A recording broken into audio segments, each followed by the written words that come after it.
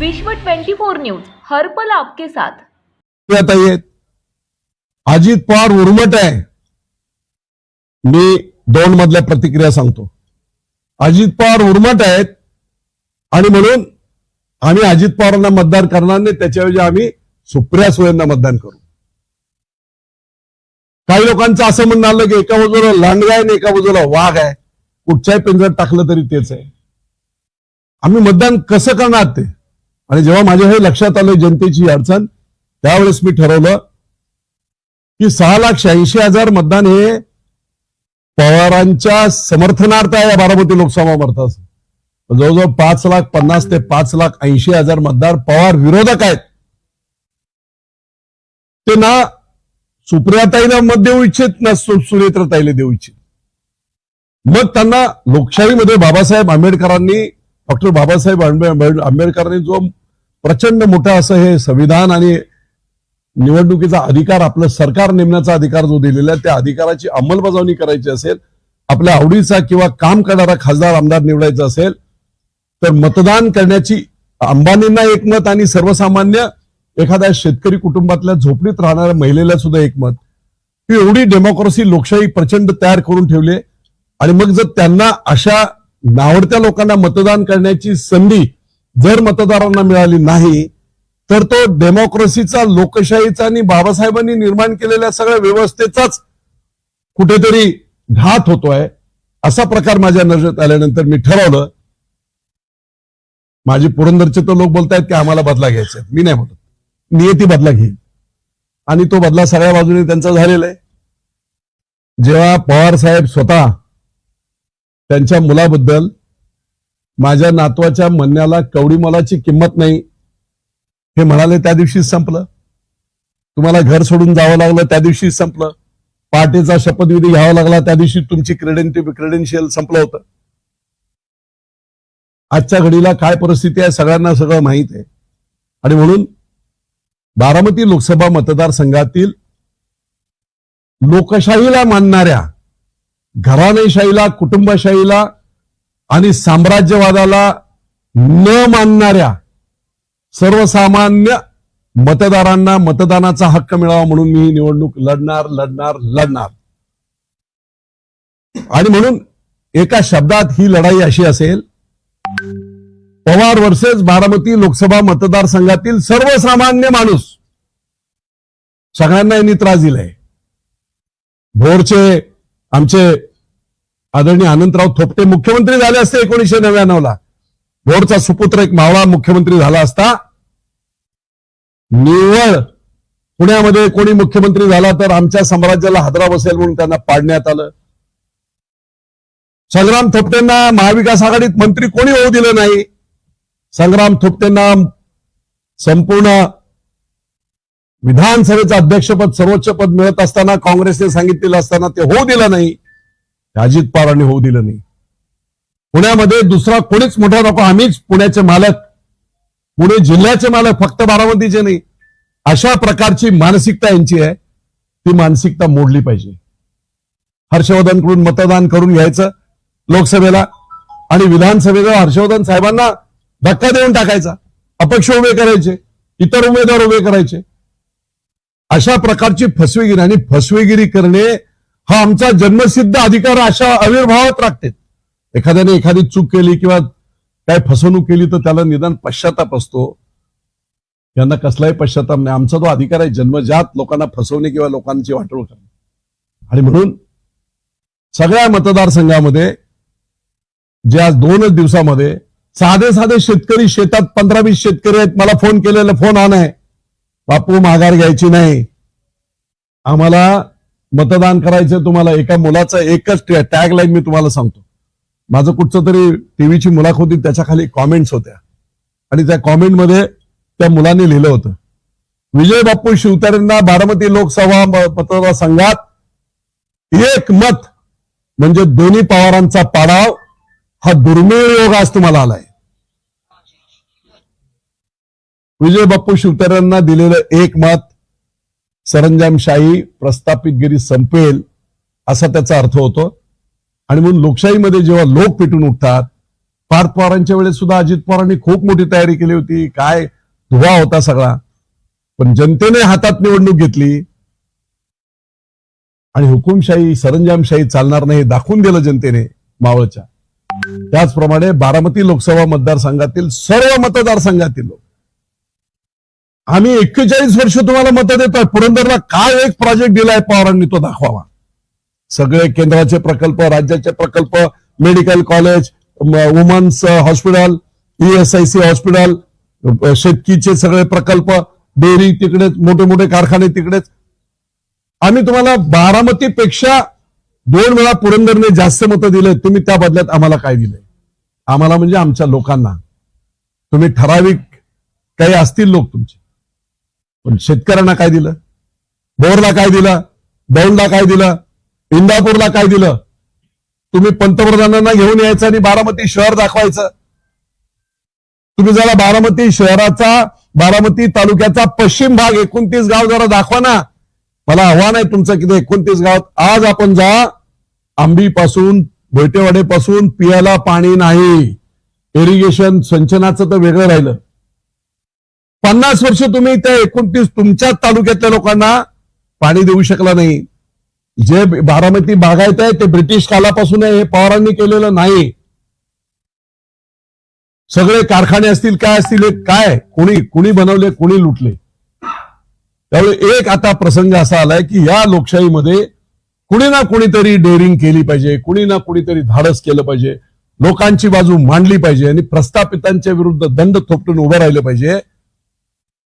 पुरंदरच्या मातीला तर वसा येतो. ब्रिटिशांच्या विरुद्ध पहिली लढाई 1857ला नाही झाली, त्याच्या अगोदर उमाजी नाईकांनी केली.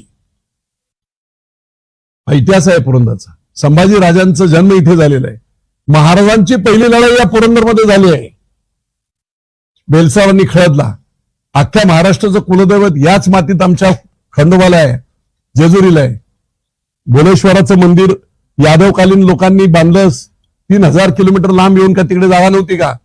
या मातीचा तो वसा आहे की जेव्हा जेव्हा कुठेतरी अडचण येईल लोकांची, समाजाची, त्यावेळेस पोट तिडकीने पेटून उठवून आज जो महाराष्ट्र आपण बोलतोय संयुक्त महाराष्ट्र, तो संयुक्त महाराष्ट्राचा पहिला ठराव मांडणारे कोण होते? तर ते आमचे आदरणीय प्रल्हाद केशव अत्रे साहेब होते. म्हणून महाराष्ट्र आहे. मुंबई सकट महाराष्ट्र असण्याचं जे आहे ते ह्याच पुरंदरच्या मातीतून झालेलं आहे.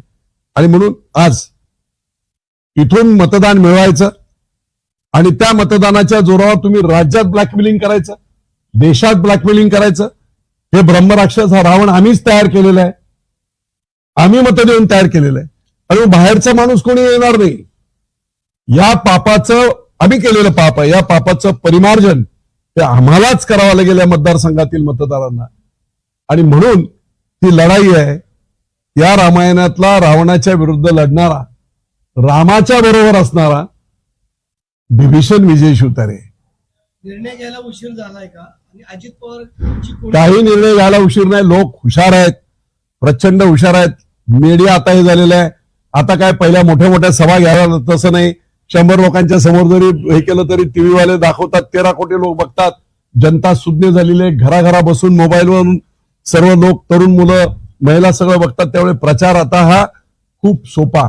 तुम्ही जर सत्य असाल, खरा असाल, तर तुम्ही लोकांच्या हृदयापर्यंत पोचायला 10-15 दिवस, महिनाभरचा वेळ ठीक आहे. आणि ही लढाई विजय शिवतारेंची नाही. ही लढाई मला खासदार होणे याच्यासाठी नाही. पुन्हा एकदा सांगतो, आमदार बनणे, खासदार बनणे मला देवाने सगळं दिलेलं आहे. लोकांची लढाई लढण्यासाठी, प्रस्थापितांच्या विरुद्ध आवाज उठवण्यासाठी, सर्वसामान्य माणसाचा आवाज म्हणून मला पुढे यायचं. आणि म्हणून ही मी लढाई लढतोय. निश्चितपणे या लढाईमध्ये जनता प्रचंड मोठ्या प्रमाणात आशीर्वाद देईल. आणि लोकशाहीमध्ये जी प्रक्रिया त्या देशातल्या, एवढ्या मोठ्या खंडप्राय देशातल्या, निश्चितपणे त्याच्यामध्ये मी यशस्वी होईल. मी आणखी एक तुम्हाला सांगतो, मी महायुतीच्या विरोधात नाही. 100% मी महायुतीचा, शिंदे साहेबांच्या विचारांचा शिलेदार आहे.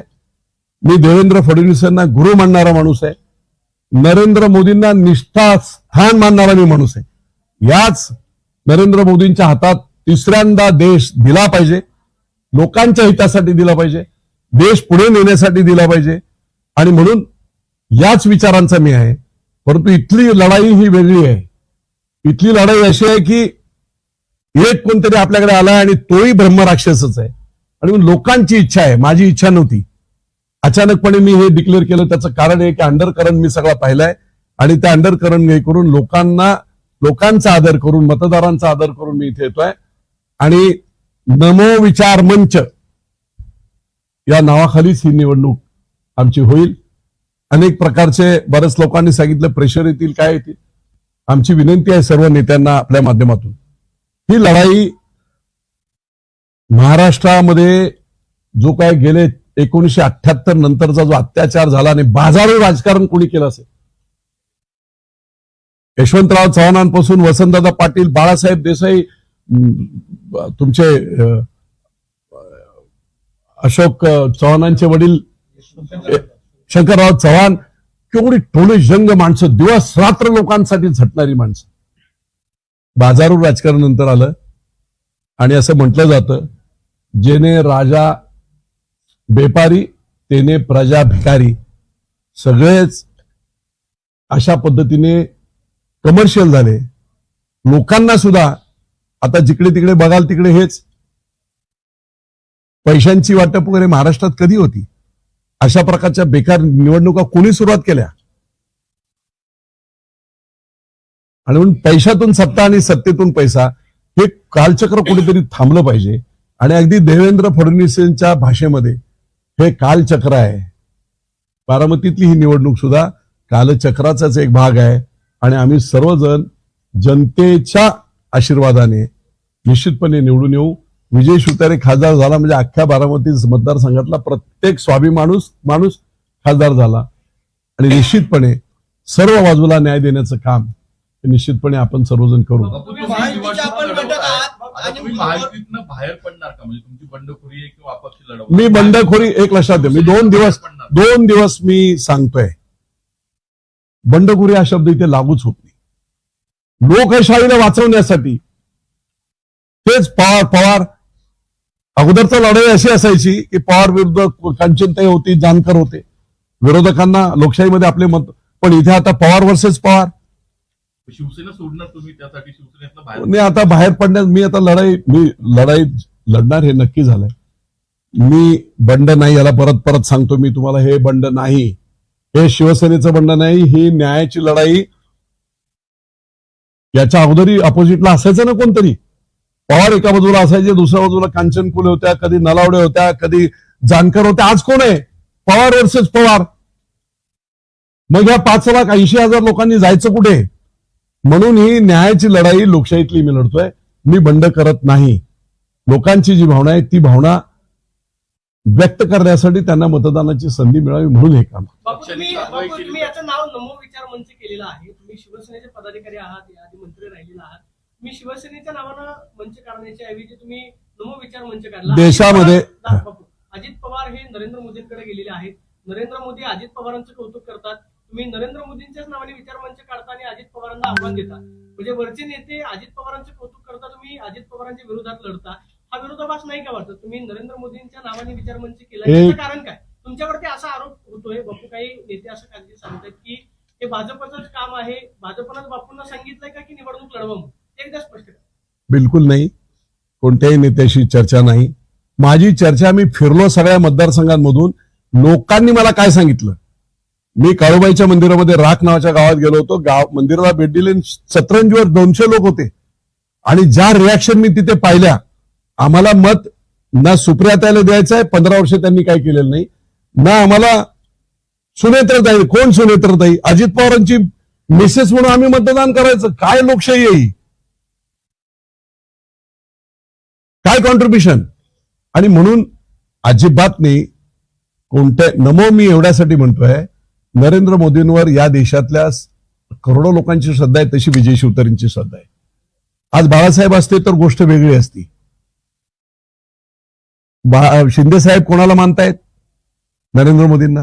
देवेंद्र फडणवीसांचं अधिष्ठान आणि जाया गुरु कोण?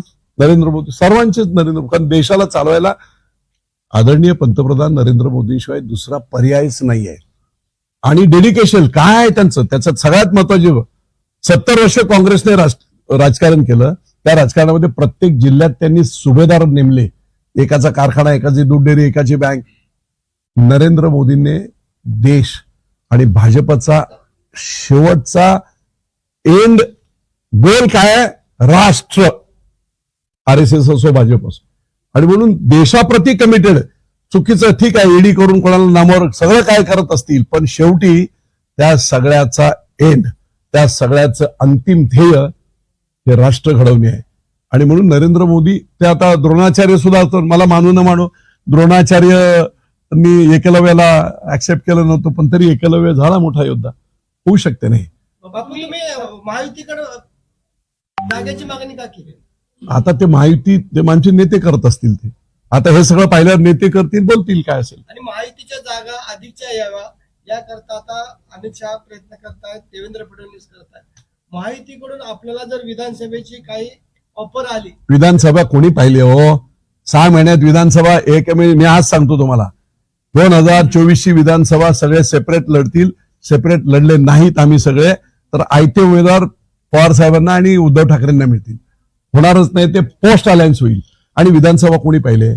आज लोकांची मानसिकता काय, लोकांची मागणी काय, त्याला साथ देणे हे नेत्याचं काम आहे. ते मी करतोय. विरोधकांची मूठ बांधणार का तुम्ही? हर्षवर्धन पाटील नाराज आहेत. ते आता काय सगळं सांगू काय ते?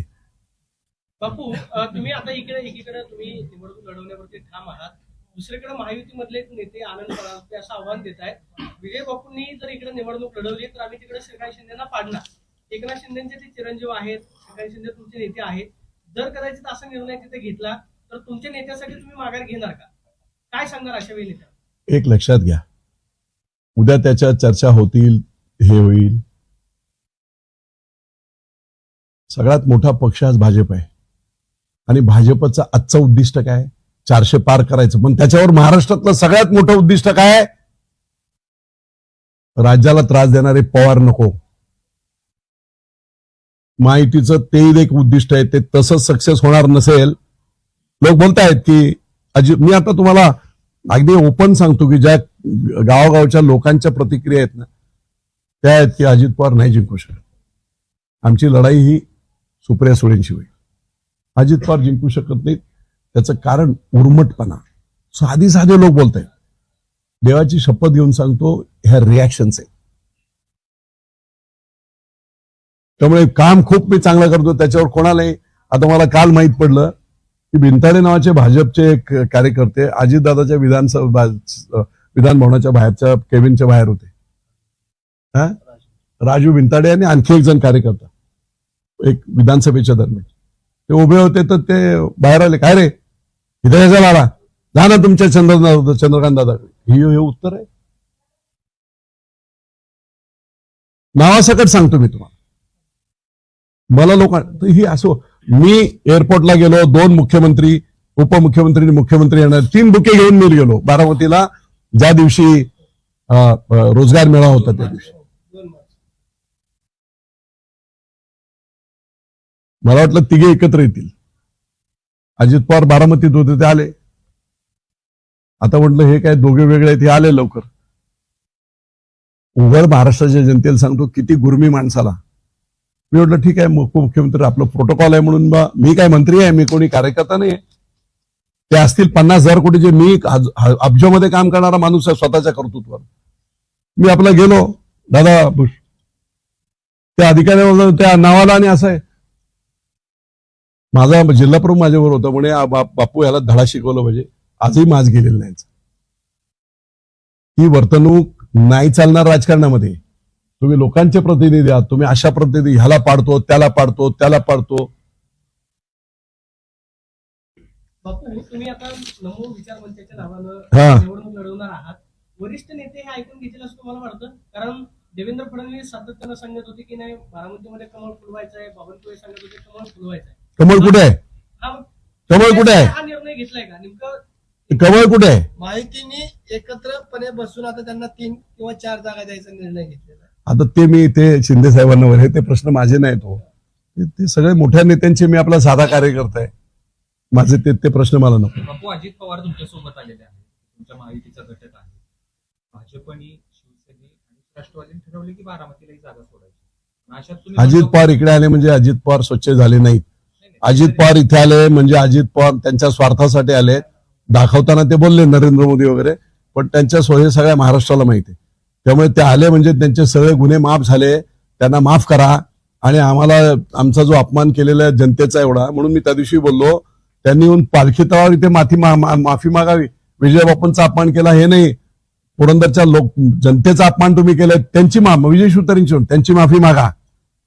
माझा प्रश्न हा होता बापू की माफी मागितलं तर मग तुम्ही माघार घेणार? माघार घेणार. नाही हे बघा, माफी मागितल्यावर मग लोक ठरवतील. मी नाही माघार घेणार. नाही म्हणजे तुमचा निवडणूक लढवण्याची भूमिका आहे की पुरंदर 1000% मी निवडणूक लढवणार. नाही, त्या युटर्न घ्यायचं काय कारण चाललंय? माफी मागून संपतं थोडी. माफी मागून करेक्टिव्ह ऍक्शन झाली, संपला विषय. मग लोक ठरवतील काय करायचं. बापू, या संदर्भात वरिष्ठ नेत्यांशी चर्चा झाली का? कारण अजित पवारांनी काल खूप सावध प्रतिक्रिया दिली, त्याच्यामध्ये वरिष्ठ बसून निर्णय घेऊ. या संदर्भात तुम्ही एवढा मोठा तुम्ही निर्णय घेताय बारामती लोकसभा मतदारसंघातून लढवायचा, तुम्हाला कुठल्या वरिष्ठ नेत्यांचा पाठबळ आहे का, किंवा तुम्ही या संदर्भात चर्चा केली? मला जनतेचं पाठबळ आहे. 15 लाख जनतेचं पाठबळ आहे आणि त्यांच्यासाठीच ही लढाई आहे. बापू, अजून एक अशी चर्चा आहे की शरद पवारनीच तुम्हाला उभं केलेलं आहे, ताकद दिलेली आहे. याचा फायदा सुप्रिया कारण सुळे तुम्ही लढता आहात सुप्रिया सुळेंना पाडण्यासाठी, म्हणजे तुम्ही महायुतीत आहात, भाजप. अजित पवारांवर आमची लढाई नाहीये. अजित पवारांना लढ आमची लढाई लढत कोणाशी होणार? अजित पवार रेसमध्येच नाही आहेत, मी आज सांगतो तुम्हाला. लढत होईल सुप्रिया सुळेंची. महायुतीची मतं वेगळी होणार नाही कसं वाटतं? कारण तुम्ही आज लढता आहोत ते इथे सुप्रिया मतं शरद पवार प्रो आणि अँटी शरद पवार. मला सांगावं, जानकर आले. जानकर अख्ख्या मतदारसंघात 2014 मी प्रचार प्रमुख होतो. जानकरांचा चेहराही कोणाला माहित नव्हता, चिन्हही कोणाला माहित नव्हतं. तरी 70,000 मतं, म्हणजे 35,000 आणखी मतं जानकरला मिळाली असती. त्यांनी कमळ घेतलं असतं त्यावेळेस निर्णय लागला असता. याचा अर्थ हा आहे, पवार विरोधी अँटी पवार मतं जी आहेत ना, ती खूप मोठ्या प्रमाणात आहेत आणि त्यांना मतदान करण्याचा अधिकार मिळाला पाहिजे. 2 पवार वर्सेस पवार हे नाही चालणार, म्हणून हे चालणार. तुम्हाला असं शिंदे म्हणायचं- साहेबांना सोडणार का मग आता तुम्ही? शिंदे साहेबांची सोडायची काय कारण? शिंदे साहेबांनी जर तुम्हाला सांगितलं आता माघार घ्या तर काय? मी लोकांचं ऐकणार आणि त्या चर्चा होतील. मी माझं मत त्यांच्यासमोर सुद्धा मी प्रामाणिकपणे जाऊन ते मत मांडणार. तुमचा जो हेतू आहे, महायुतीचा हेतू काय? शरद पवारांना चेकमेट करणे, खूप त्रास होत आहे त्याचा. तो साध्य होणार नाही याच्यातून. मग बंडखोरी झाली ना सर? बंडखोरी नाही. परत मी सांगतो, बंडखोरी हा शब्द वेगळा. लोकांच्या भूमिका, लोकांच्या भावना तशा आहेत म्हणून हा सगळा आहे. शिंदेना डावलून तुम्ही मग उमेदवारी लढवणारच? डावली तुम्ही कशाला शब्दाचे हे करताय? माझे ते मित्र आहेत, माझे एकदम चांगले आहे, आमचा नेते आहे, मुख्य नेते आहेत, त्यांच्याबद्दलचा प्रचंड आदर आहे.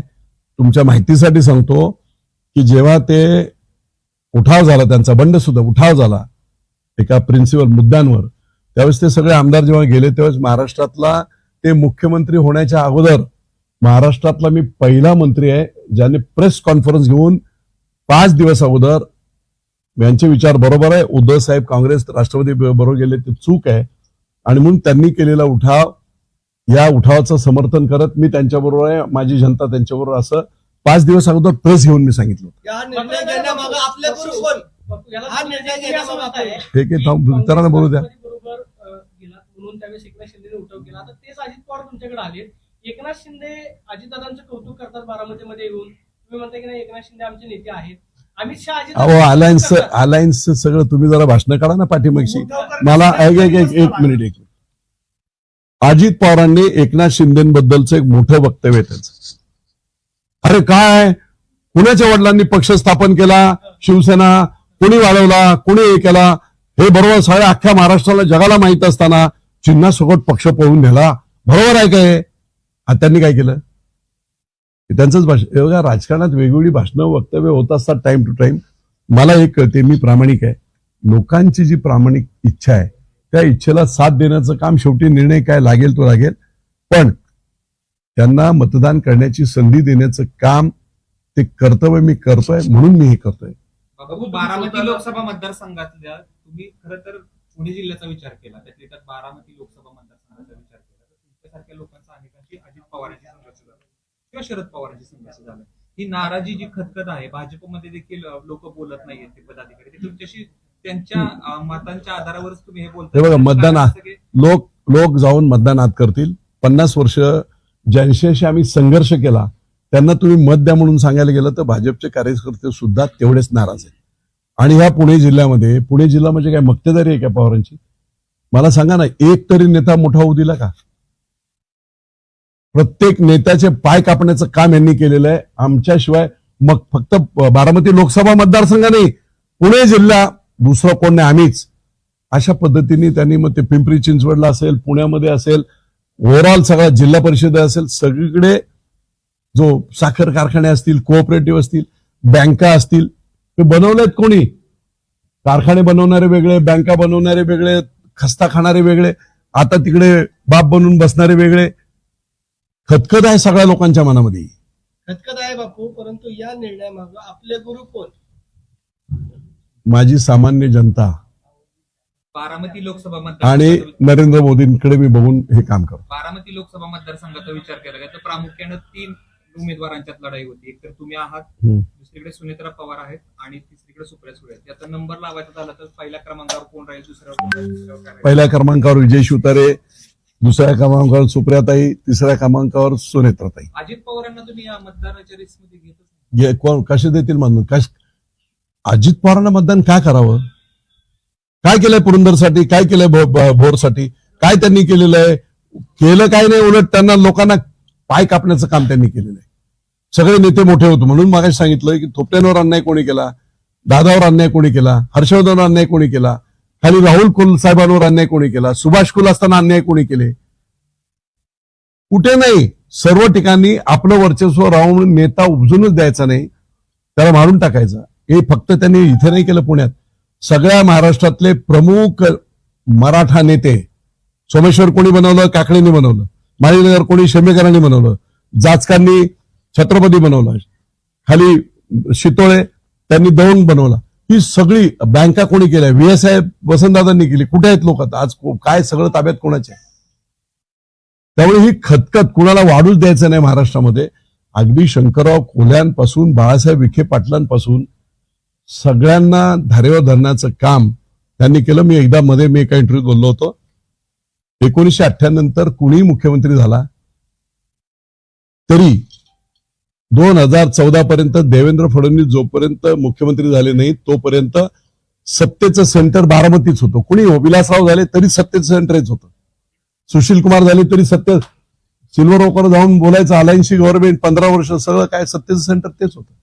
बापू, मला आता सांगा, तुम्ही असं बोलताय की नाही विचारमंच केलेला आहे, अजित पवारांना भाजपनं घेतलं तर विजय शिवतारेंना या मतदारसंघामध्ये विचारायला हवं होतं, कारण भाजपनं ही तडजोड केली आहे का अजित पवारांसोबत? तुम्ही असं म्हणताय. मी तुम्हाला एकच सांगतो की त्या काळामध्ये भाजपच्या उमेदवारांनी किंवा भाजपच्या नेत्यांनी बोललं नाही ना, एवढा अग्रेसिव्ह भाषण आणि प्रचार विजय शिवतारेंनी केला 2019 आणि 14. आत्ताच म्हणजे बापू तुम्ही लढलात, त्यांच्या विरोधात प्रचार केला, हे सगळं ठीक आहे. भाजपनं अजित पवारांना का घेतलं? का घेतलं ते मला विचारता कसं? ज्यांना घेतलं त्यांना विचारा. याला दुसरा प्रश्न विचारतो बापू. 10 दिवसापूर्वी तुम्ही बारामतीमध्ये आला होता. आज 13 तारीख आहे, 2 तारखेला हा मेळावा झाला. त्याच्यामध्ये तुम्ही असं बोलला होता की आधी विधानसभेचं ठरवा मग लोकसभेचं काम करू. या 10 दिवसात मी परत सांगतो, लोकांची मानसिकता पाहिल्यानंतर मी हा निर्णय घेतला. लोकांची डिमांड आहे म्हणून मी हा निर्णय घेतला. आणि परत माझ्याही लक्षात आलं, विधानसभा 6 महिन्यानंतर कोणी सांगितलंय काय होणार आहे? विधानसभेचा आणि याचा काही संबंध नाही, त्यामुळे हा निर्णय आम्ही. एक लक्षात घ्या, बारामतीतल्या लोक म्हणजे अजित पवारांना किती अजूनही आहे. विजय शिवतारे माजी मंत्री आहे स्टेजवर, मुख्यमंत्री आणि उपमुख्यमंत्री एक प्रोटोकॉलचा भाग. राज्यातील महत्त्वाच्या आणि आपल्या भागातील ताज्या बातम्या पाहण्यासाठी आजच आमच्या विश्व 24 न्यूज चॅनलला YouTubeवर सबस्क्राईब करा आणि बेल आयकॉन प्रेस करा.